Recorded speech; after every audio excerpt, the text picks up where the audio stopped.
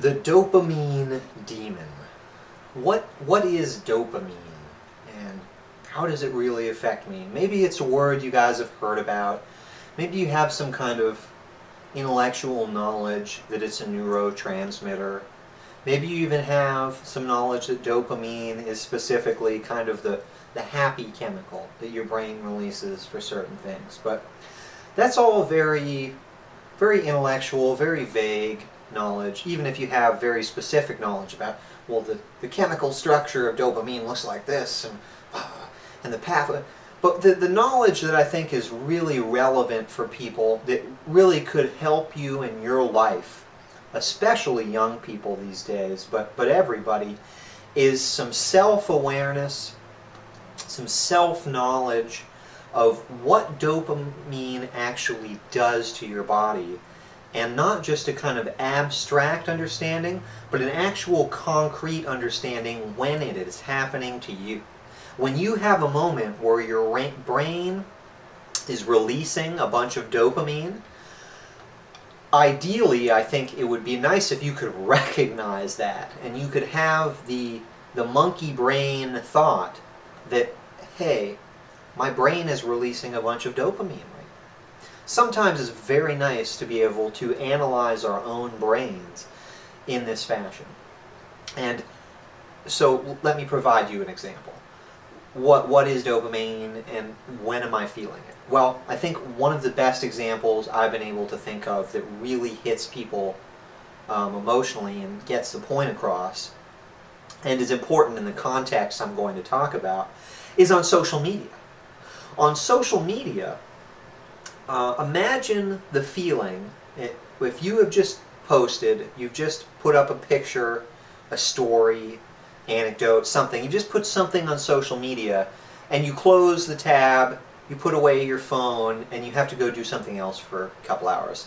And then you come back, you check your social media again, and you see more likes, more retweets, you see more comments, you see more positive feedback to your post than perhaps you were expecting.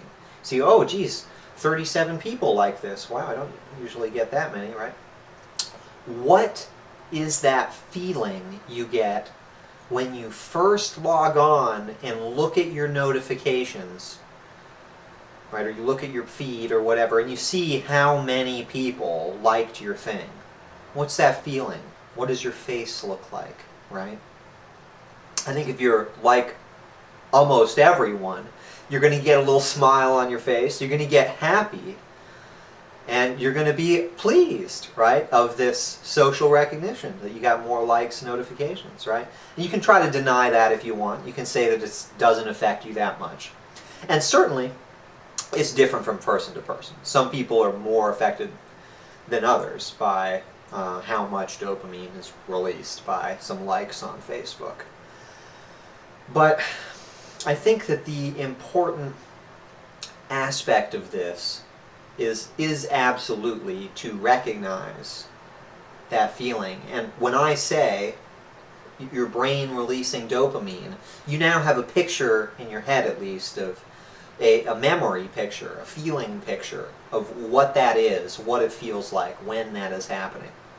And this is important because the dopamine release that the brain goes through is a very, very, very effective system in your brain for motivating you to do things. But it's also a very crude part of the brain. It's one of the, for lack of a more appropriate term, it's one of the deepest parts of the brain. It's one of the parts of the brain that has been around the longest. This dopamine reward system.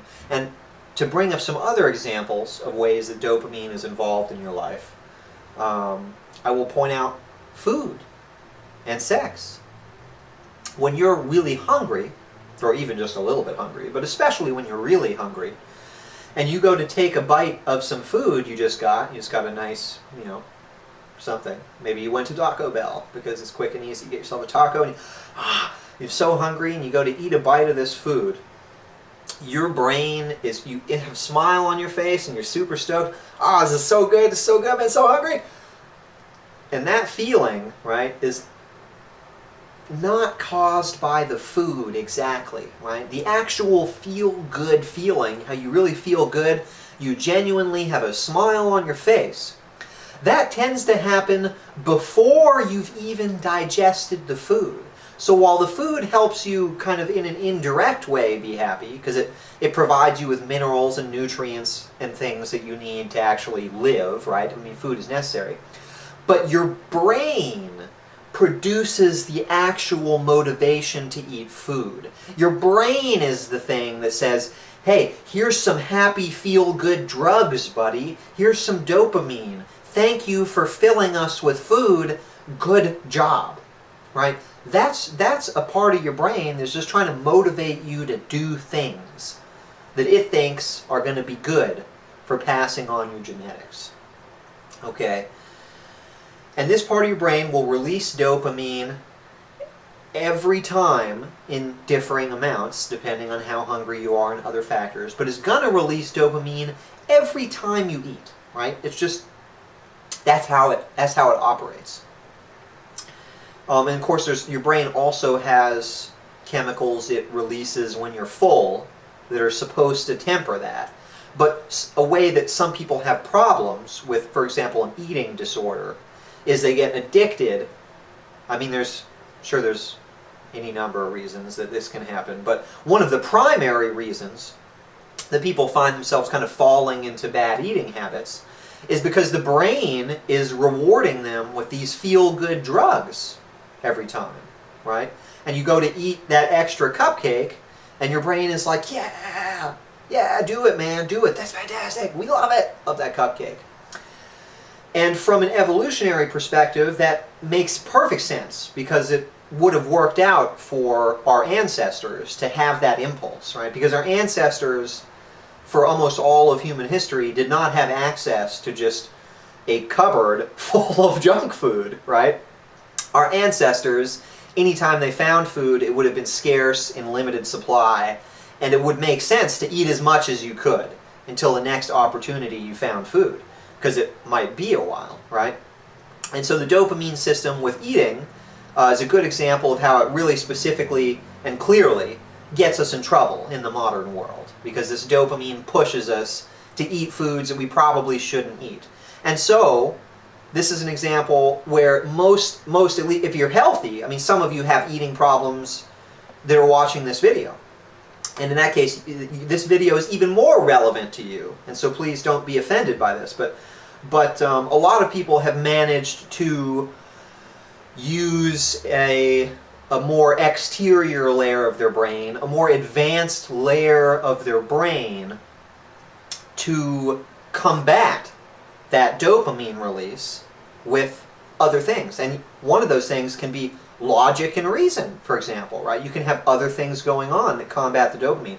You can say to yourself, okay, you know what, my brain is releasing a bunch of chemicals. My brain really wants me to eat, but I am X amount of pounds overweight. My doctor said I'm overweight. I've got to lose the weight. While my brain seems to really want me to eat the rest of this chocolate cake, I actually know it's not good for me. I shouldn't do it. And so I can make the hard decision to pull the hand back and not eat the chocolate cake, despite my dopamine network telling me that I should.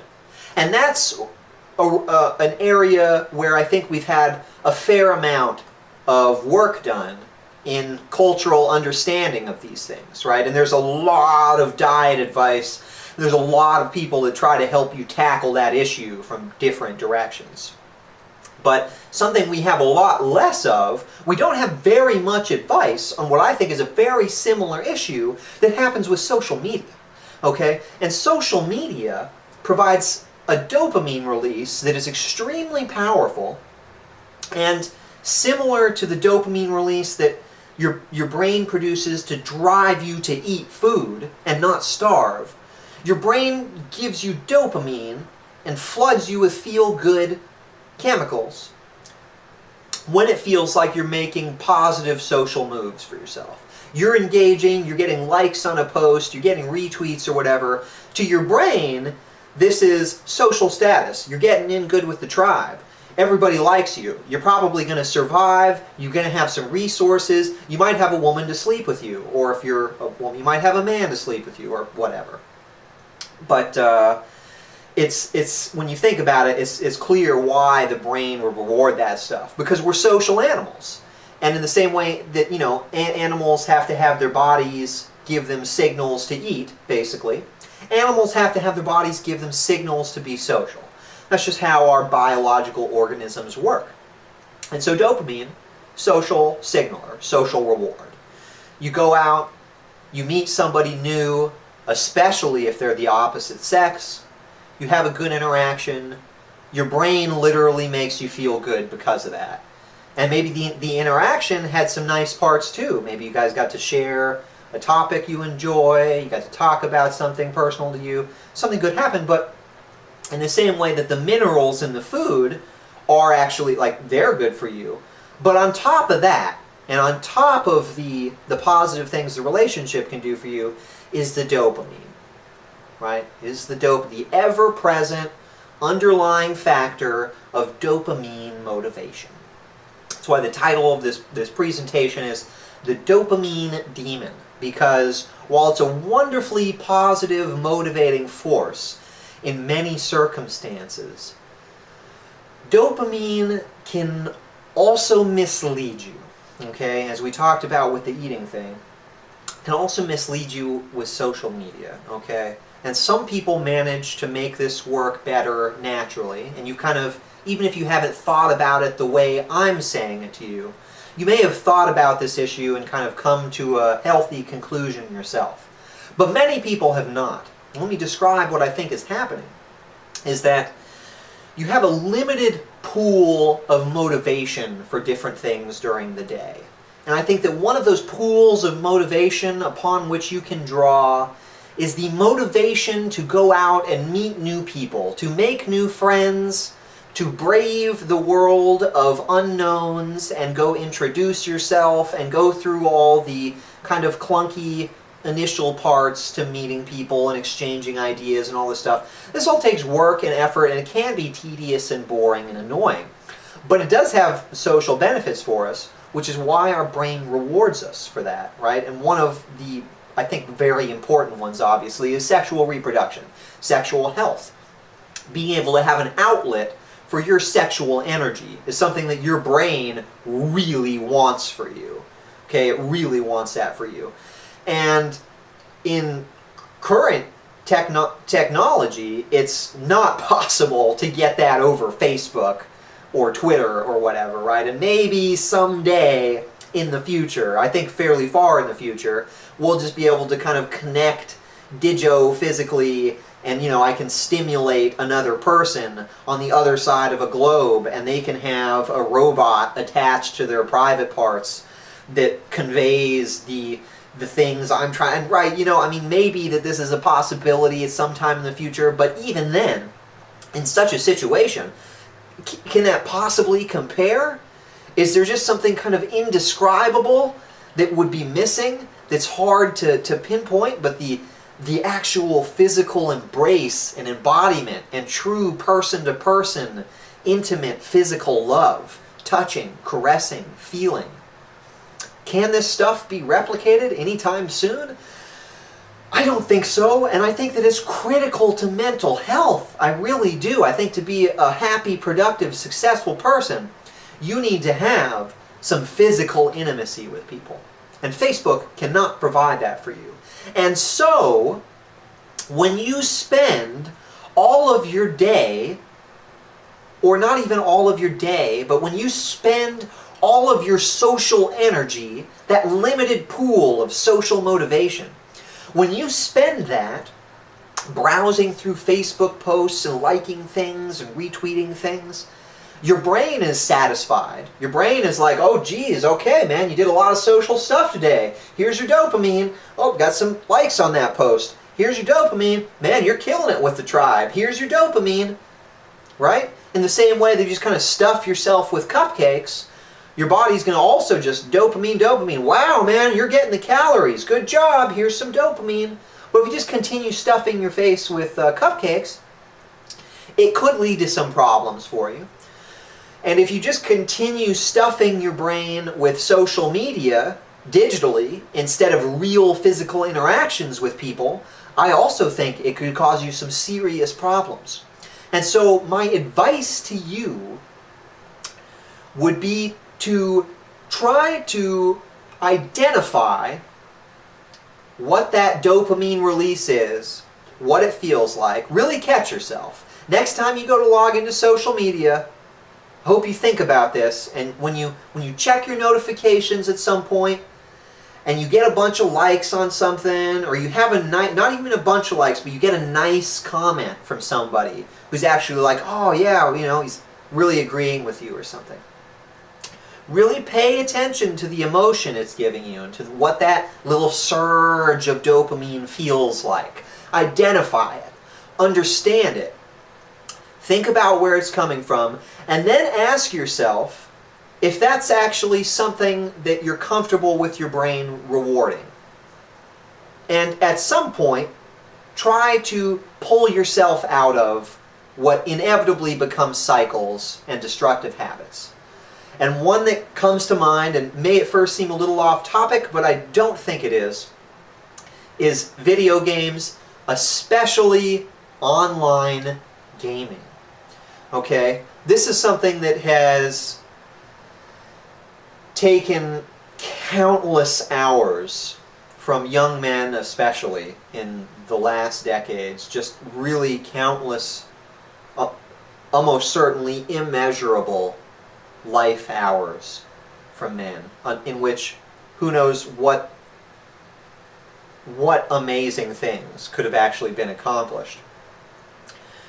But men are, and some women too, don't get me wrong, exceptions, right? But by and large, men, especially young men, are finding themselves pulled into the world of dragons and ogres and magical swords and spacemen and whatever. Why? Because, quite simply, the rule set is clear, understandable, and not as hard to navigate. In playing a game, the rules are out for me. I know I get to the next level, and I understand the keys and the controls. My brain processes this quickly, and I see the path to victory.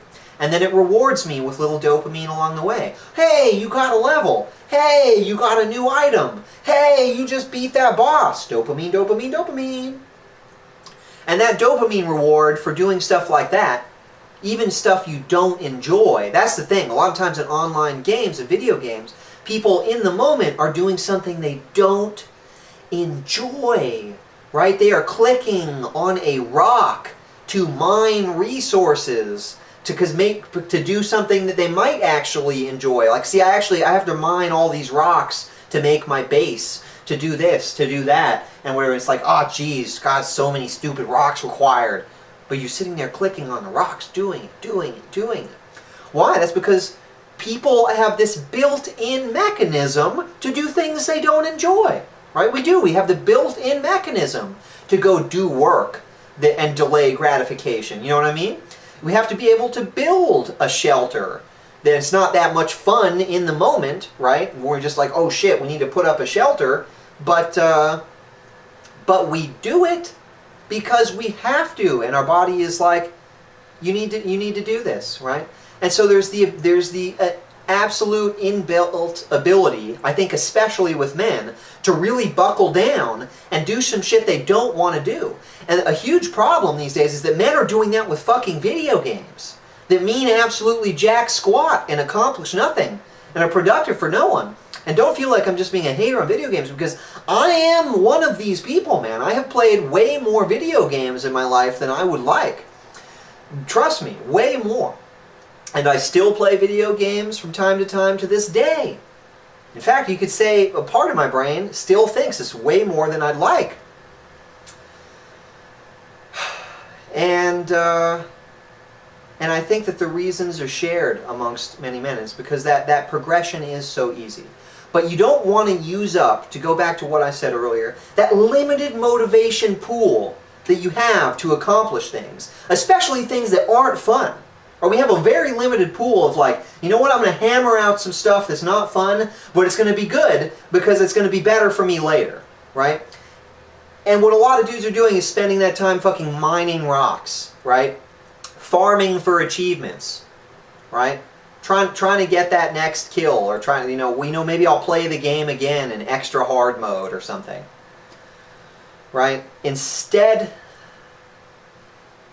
of spending that incredibly valuable time in the prime of their lives, building their careers, their families, their social connections, many young men are literally chasing pixelated dragons. And the reason is the dopamine demon.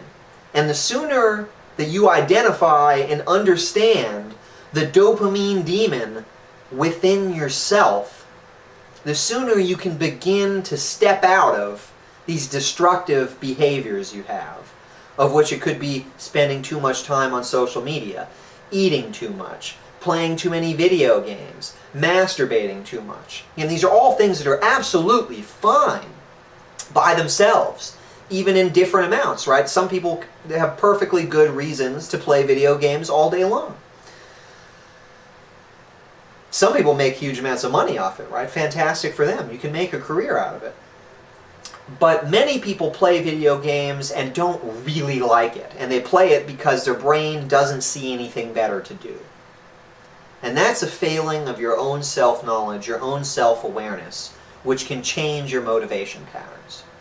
So, to recap, think about that feeling and try to catch yourself when you get that dopamine surge and you leveled up and you're getting excited and it's, oh shit, but you've been playing for 4 hours and now you're like, oh, I'll go on to the next level.